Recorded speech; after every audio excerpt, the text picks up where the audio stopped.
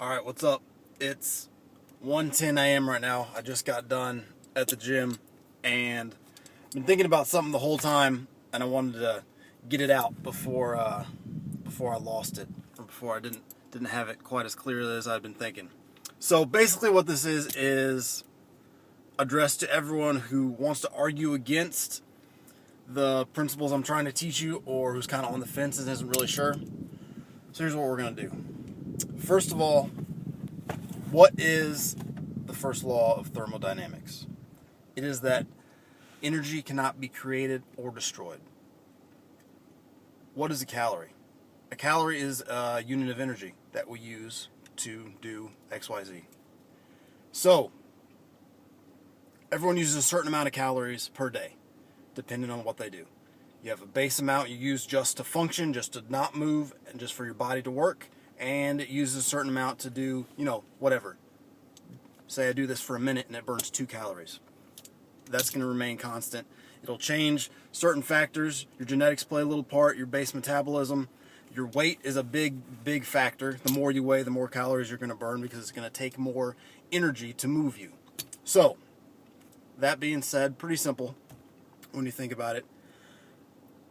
The argument, the main thing that I'm trying to show isn't true, and the main thing people are arguing against is that somehow, magically, carbs or high fructose corn syrup or sugar, or even, I don't hear it a lot, but saturated fat is a big one that I used to see a lot. People thought would halt weight loss. Somehow they magically prevent you from losing weight or make you gain weight, regardless of calorie intake. So, let's think about this. We have 100 calories of oatmeal, and we have 100 calories of, say, straight corn syrup. All right. 100 calories. That's a unit of energy. That's measurement. That's not grams. It's not weight. That is the amount of energy that will provide. That is calories.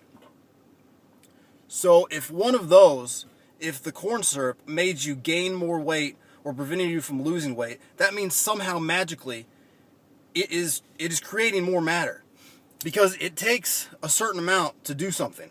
Say I run around the block 10 times. Just say I burn 3,000 calories in a day and I only eat 2,500.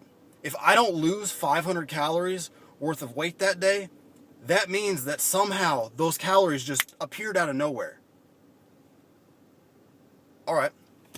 So, I'll help you out. What is an argument against that argument? I'll give you one.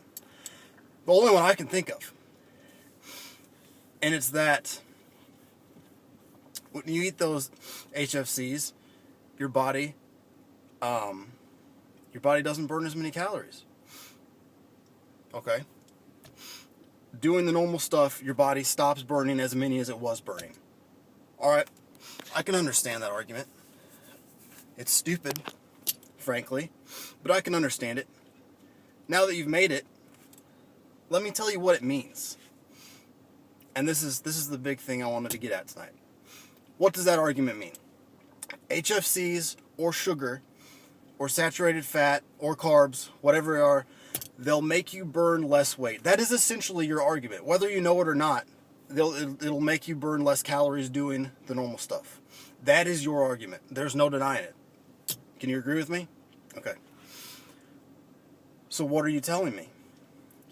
What you're telling me is that these things that are supposedly bad for me, especially when we start talking about the health aspect of it, these things that are bad for me are making my body more efficient. That's what that means. If it takes less calories to do what I'm normally doing, that means my body has become more efficient. That means it needs less calories to do what I was doing. Therefore, it has made my body better. So you're telling me that my body just got better at what it does just by eating stuff that's bad for me? How is that even possible?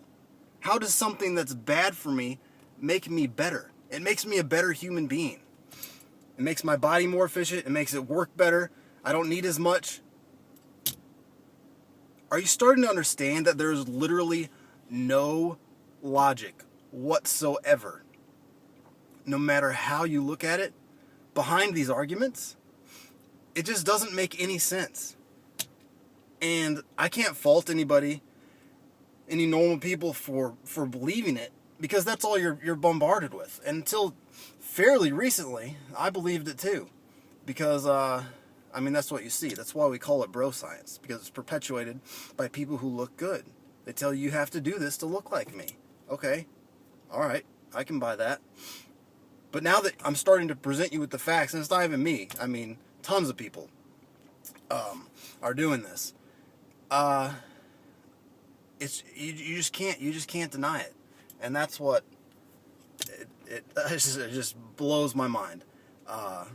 That once you start looking at it objectively, there's really just no way to not believe it. So, if anyone has an argument against that, please let me know. Please make a response, or please just respond on this, because you just can't argue it. It's completely illogical. There is no logic behind that. So, anyway, just had to get that out there before I lost it. All right. Thanks for watching.